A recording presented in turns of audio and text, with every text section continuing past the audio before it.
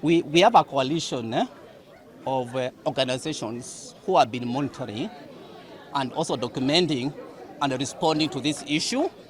And last week we issued a comprehensive statement around this. So what is happening in Uganda, in Tanzania, is a state of repression, which is targeting not just Kenyans, but also other residents. So we are looking at this as part of the broader issue of transnational repression, and we are therefore calling for accountability on Suluhu, because his conduct actually is a gross violation of human rights.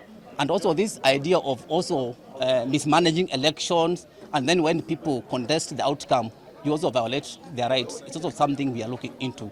So as actors in that space, actually we are calling for the International Criminal Court to intervene, because we understand the reconciliation mechanisms are not able to investigate atrocities committed by a sitting head of state in Africa. We have seen that in Kenya over Kibaki, and we have also seen that in other countries. So we are calling for truth, justice, and accountability. And as actors, we have also refused these other mechanisms she's proposing, because they are part of whitewash and cover-up. Yeah. My name is Diana Gishengo. I am the Executive Director at the Institute for Social Accountability, TISA. And we are here because Baba was a human rights defender. A human rights defender who was violated, tortured, and still carried on the struggle. Baba was a believer in democracy, and he led us in fighting for the Constitution 2010 that continues to protect us. Baba was a whistleblower.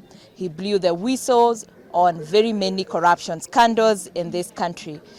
Baba was many things.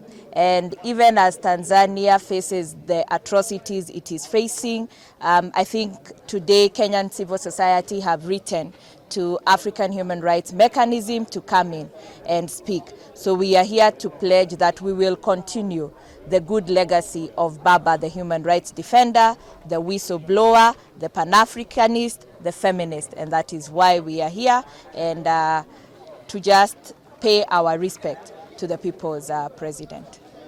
It's few countries who have a single figure since independence. We had the founding fathers. Then after that, especially after the introduction of multi-party politics,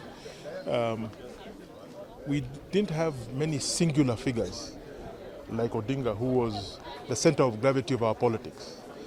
In many senses, when Raila Odinga went left, there are many who just went left with him.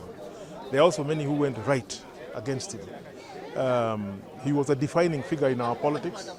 So it's very sad to see him go, and I think his legacy will live on, even though there will be tumult upon his departure.